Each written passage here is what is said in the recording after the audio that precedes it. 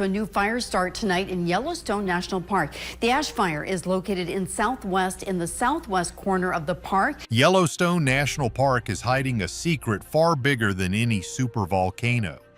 While millions of tourists snap photos of geysers, a sophisticated AI signal analyzer is the park's real guardian, and it's not looking for lost hikers. On November 3rd, 2024, an experienced hiker named Mark Peterson stumbled past the park's visible boundaries and saw what this system was built to protect. He wasn't just debriefed, he was tagged. Now a machine is watching him, and a persistent buzzing is the grim proof that he's on a list from which no one ever escapes. A hike gone wrong. Yellowstone is bigger than Rhode Island and Delaware combined. Over 2 million acres of raw, untamed wilderness. Millions of people visit, but almost all of them stick to the same few square miles of roads and boardwalks. They see Old Faithful, they see the grand prismatic spring, and they go home thinking they've seen the park. But the real Yellowstone, the deep backcountry, is a whole different ballgame. It's a place where you can walk for days and not see another soul. And it's in places like that where the real secrets are kept. Mark Peterson was no tourist. He knew Yellowstone's backcountry like the back of his hand. On the morning of November 3rd, 2024, he drove his truck out to the southwest sector, an area known for its rugged solitude. His plan was simple: hike a basic loop trail, soak in the quiet, and be back before the sun went down. The air was crisp, the ground frosted over, and for the first few hours, everything was perfect. The silence of the wilderness was exactly what he came for. Then he saw it.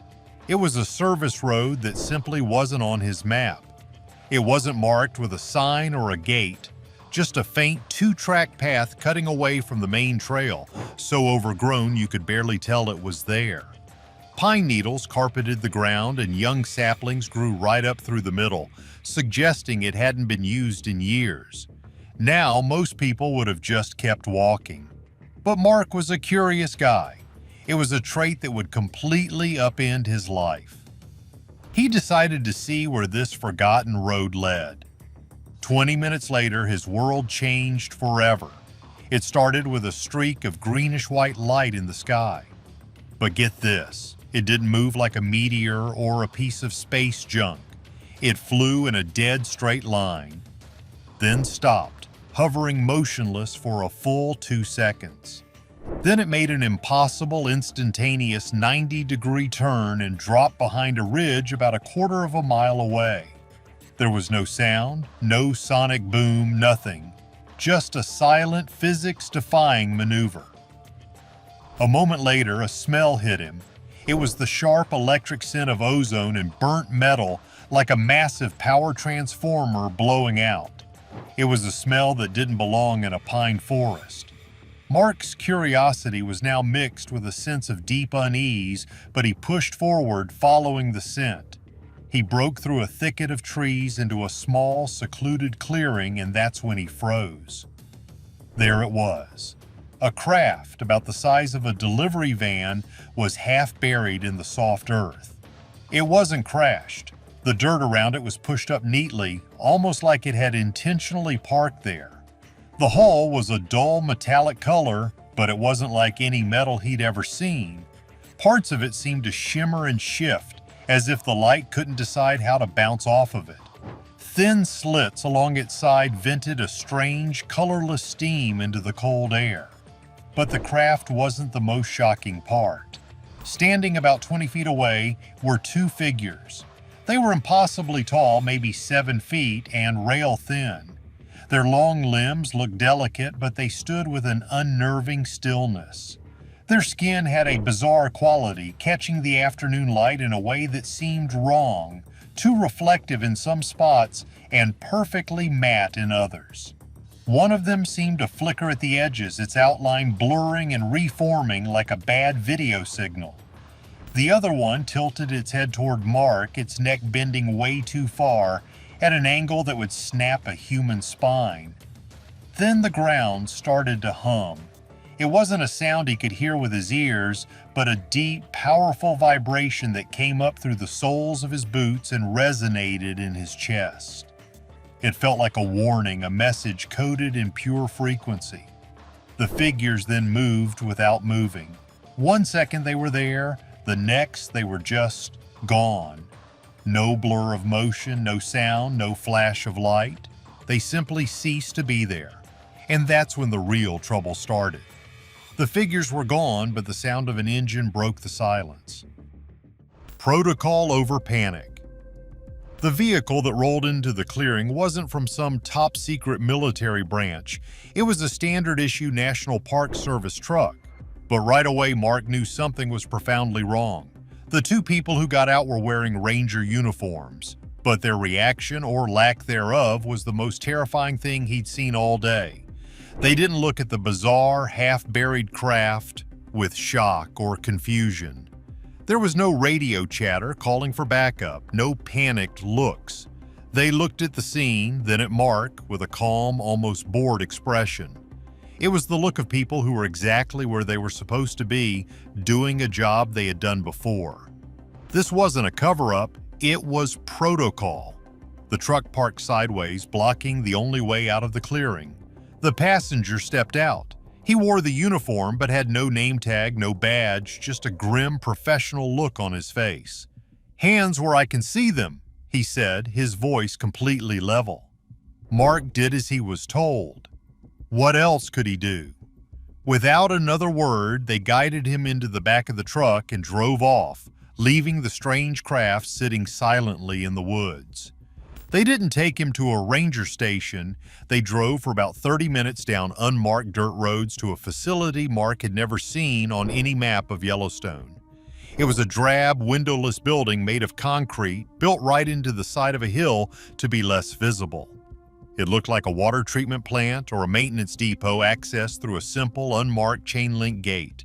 Inside, it was all fluorescent lights, pale green painted walls, and the sterile smell of antiseptic.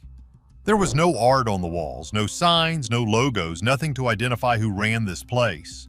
They led him to a small, bare room with 2 chairs and a metal table bolted to the floor. And then they just left him there in silence. About 10 minutes later, a man in plain clothes walked in. He was clean-shaven and looked more like a bank manager than a government agent. He carried no file, no laptop, no badge. He just sat down and said, "Tell me exactly what you saw." So Mark told him everything. The light in the sky, the smell, the craft, the shimmering figures, and the way they vanished. The man listened without expression, only interrupting to ask very specific questions. Did they make any sound? Did they attempt to communicate? Are you experiencing any symptoms, headaches, nausea? When Mark mentioned the deep humming vibration and how his chest felt tight, the man just nodded slowly and made a mental note. Then he got up and left. Next, a woman in medical scrubs came in carrying a black case. She didn't introduce herself. She put on a pair of gloves, took a swab from his cheek, and pricked his finger for a drop of blood.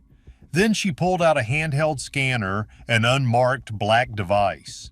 She ran it slowly over his neck, his hands, and his lower back. Over his left forearm, it chirped once, a soft, quiet sound. She made a note on a small tablet and left without a word. Finally, the man in plain clothes came back with a single sheet of paper. It was a non-disclosure agreement, but it had no official letterhead, no agency seal. It was brutally simple. It stated that he was forbidden from ever discussing the events of November 3rd, 2024 with anyone. The penalty for breaking the agreement was severe legal action, forfeiture of all personal property, and further measures as deemed necessary.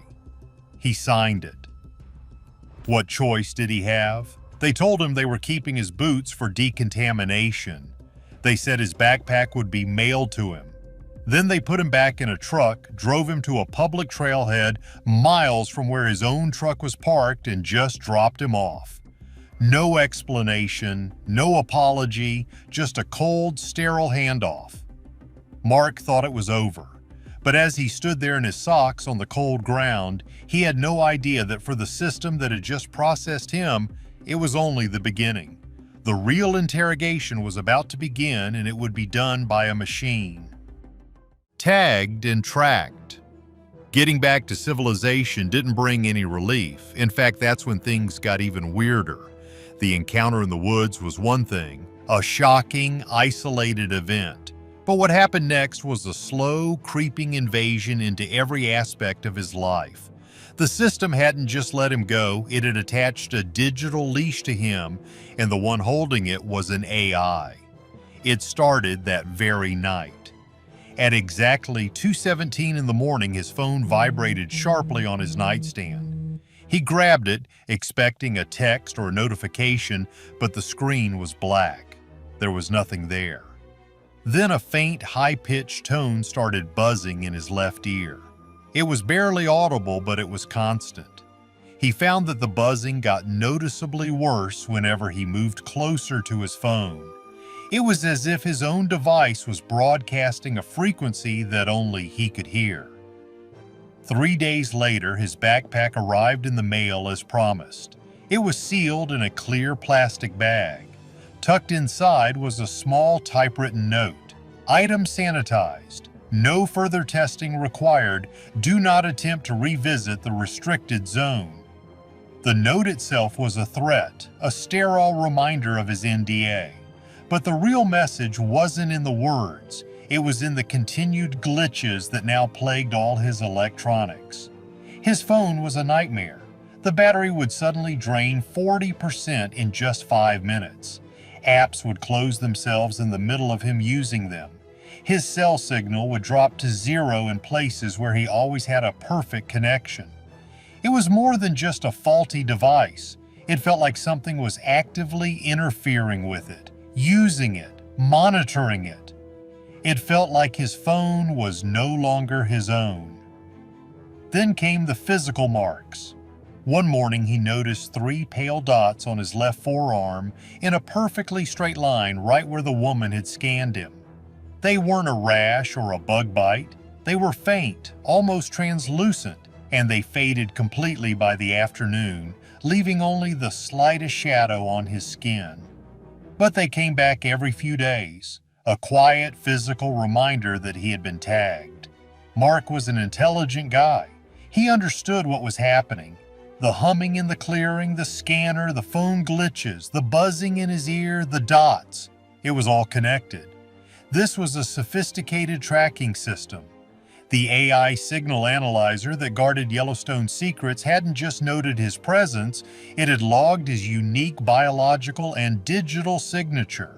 The buzzing was likely a form of data transmission or proximity alert, and his phone was the hub for a constant stream of location and activity data being sent to whoever or whatever was watching. To test the system, Mark sent a vague, anonymous email from a library computer. The message was simple. I saw something in a national park. They are watching me. Just 12 hours later, his phone rang. A calm, synthesized voice spoke his full name and issued a chilling warning. Do not test the limits of your agreement. That call confirmed everything. This wasn't just a few shadowy agents, it was a vast automated AI system, and its efficiency was terrifying. The truth hit him hard. The strange craft wasn't a crash, it was a checkpoint. The cleanup crew wasn't panicking, they were following routine protocol. Mark wasn't a threat to be eliminated, but an irrelevant variable to be tagged and monitored. Is our wilderness a sanctuary for nature, or is it a reservation for something else entirely? Let us know in the comments, and don't forget to like and subscribe for more truths hidden in plain sight.